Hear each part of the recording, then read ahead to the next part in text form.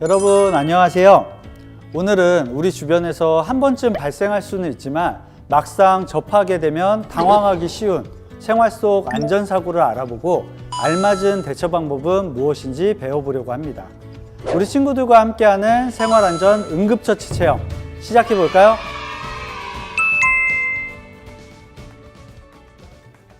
우리 친구들 화상에 대해서 알고 있나요? 불에 데이는 거 아니에요? 맞아요. 화상은 불이나 열에 데이는 것을 말해요.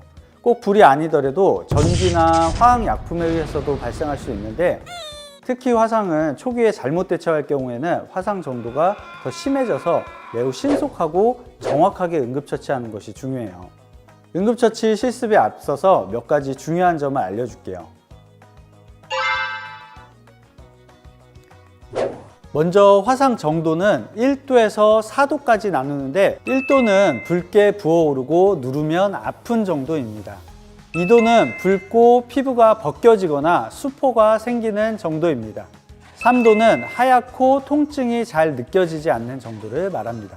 4도는 장기나 근육층까지 손상된 정도를 말합니다. 1도나 피부 면적의 10% 미만의 2도 화상인 경우에는 집에서 화상 연고를 통해서도 치료가 가능하지만 어린 아이의 경우에는 피부층이 얇기 때문에 병원에 가는 게 좋습니다. 피부 면적의 10% 미만인 걸 어떻게 알아요? 우리 몸을 다 자로 재볼 수도 없잖아요. 인정. 자, 이 손바닥으로 10개 짚어서 덮이는 정도의 화상이 바로 10%에 해당되는 화상이라고 보면 돼요. 근데 아이들 화상 말고 병원에 가는 화상은 어떤 것이 있어요? 아주 좋은 질문이에요. 병원에 가는 화상에는 첫 번째로 3도 이상의 화상, 자, 두 번째로 우리 얼굴, 손, 발, 그리고 생식기와 관절에 있는 부분의 화상은 피부가 얇고 자주 사용해서 회복이 오래 걸리거나 상처가 남을 수 있기 때문에 병원에 가는 것이 좋아요. 다음 세 번째로 처음에 말한 전기나 화학약품에 의한 화상과 뜨거운 열을 품은 공기를 마셔서 입게 되는 흡입 화상이 있어요. 전기나 화학약품의 화상은 작은 상처라도 대부분 2도 이상의 화상으로 번지는 경우가 많거든요. 그리고 마지막으로 찢어지거나 피가 나는 등 다른 상처와 동반되는 화상도 병원에서 전문 치료를 받는 것이 좋습니다. 그럼 이제 우리 친구들 생활안전 화상 응급처치 체험 시작해 볼까요?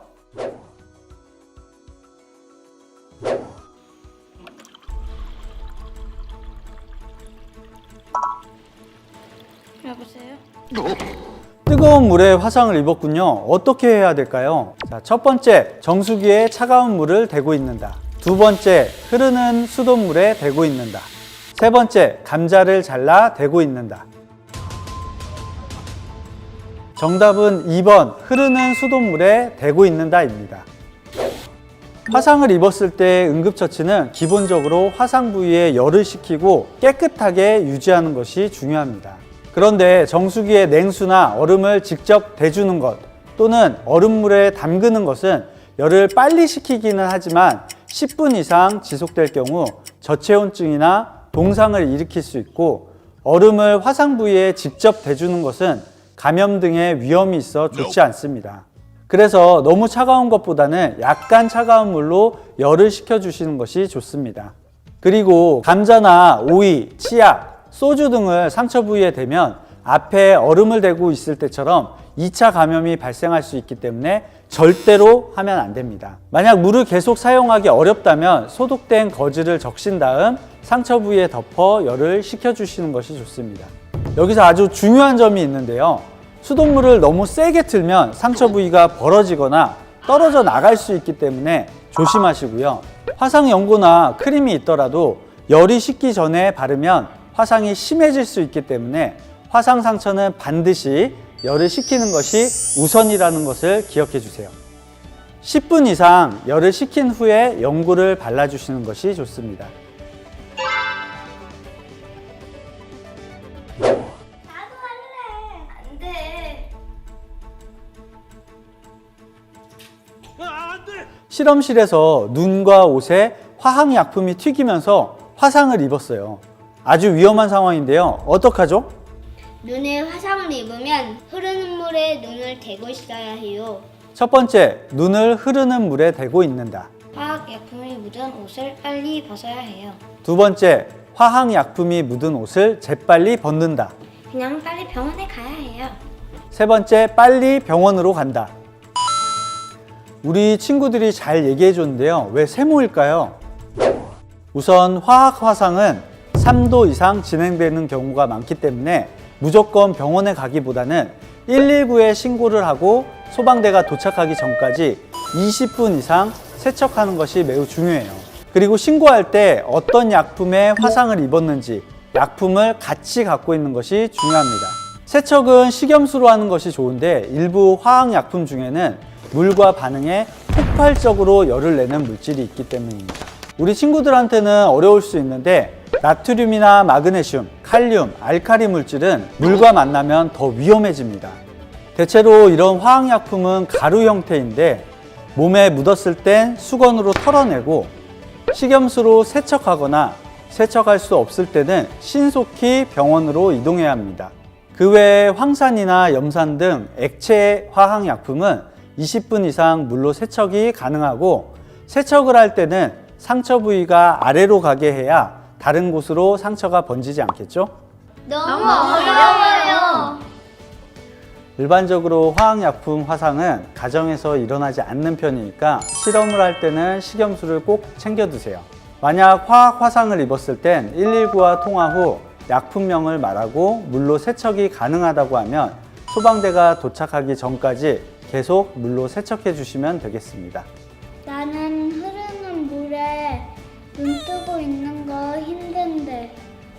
우리 친구처럼 눈을 뜨기가 힘든 경우에는 면봉을 이용해서 눈을 뜨게 하고 눈을 씻어주면 돼요. 그리고 화학약품이 옷에 묻으며 화상을 입었을 때 함부로 옷을 벗으면 약품이 다른 곳에 묻으며 추가 화상이 발생할 수도 있고 상처 부위에 살이 떨어져 나가서 상처가 커질 수도 있어요. 그래서 옷을 벗기보다는 화상 부위의 옷을 잘라내고 최대한 약품이 묻은 옷을 살에 닿지 않게 제거해 주셔야 합니다. 그리고 앞서 배운 것처럼 화학약품도 빨리 씻어내기 위해서 강한 수압으로 세척하면 상처 부위가 벌어지거나 살이 떨어져 나갈 수 있으니 수압은 약하게 하는 거 잊지 마시고요.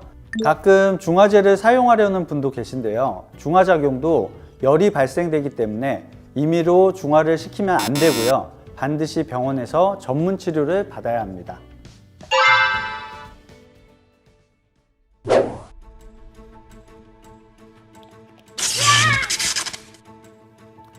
이런 전기에 감전되었어요. 화학 화상만큼이나 위험한 상황입니다. 어떻게 해야 될까요? 우선은 감전된 사람을 전기에서 분리시키는 것이 중요합니다. 감전자를 떼어놓는 방법을 알려드릴게요. 가장 좋은 방법은 전기 차단기를 내리는 것입니다. 만약 전기 차단기를 찾을 수 없다면 마른 고무 장갑을 사용하거나 잘 마른 막대를 이용하는 것도 좋습니다. 이외에도 전기가 통하지 않는 물질로 자신의 안전을 확보한 상태에서 신속히 감전자를 안전 조치하는 것이 중요합니다. 살이 닿으면 같이 감전될 수 있다는 것에 주의하세요. 전기화재는 전신으로 전류가 흐르기 때문에 심정지로 이어질 수 있으니까 감전자를 때려 놓은 후에는 맥박과 호흡을 확인하셔서 필요시에는 심폐소생술을 해주셔야 합니다. 스파크에 의한 전기 화상은 상처는 작지만 깊어서 3도 이상의 화상인 경우가 많으니 반드시 병원에서 검사를 받아야 합니다. 오늘은 생활안전 화상 응급처치에 대해서 알아봤는데요. 화상에서 가장 중요한 것은 열을 충분히 식히고 상처 부위를 깨끗이 한다는 것과 상처를 수돗물에 씻을 때는 최대한 아래로 가게 해서 상처 부위의 물질이 다른 곳에 번지지 않게 하는 것이 기본 수칙이라는 것 잊지 말고요. 안전사고를 잘 예방해서 겪지 않는다면 가장 좋겠죠. 하지만 언제 어느 때 일어날지 모르는 게 안전사고입니다. 안전사고에 대해서 무섭고 어렵게만 생각하지 말고 즐겁게 익히고 사고가 났을 때 침착하게 대처해서 사고가 더 커지지 않게 같이 노력해요. 알았죠? 그럼 다음 시간에 또 유익한 내용으로 만나기로 해요. 안녕! 서울소방 유튜브 구독, 좋아요 꾹꾹꾹 알죠?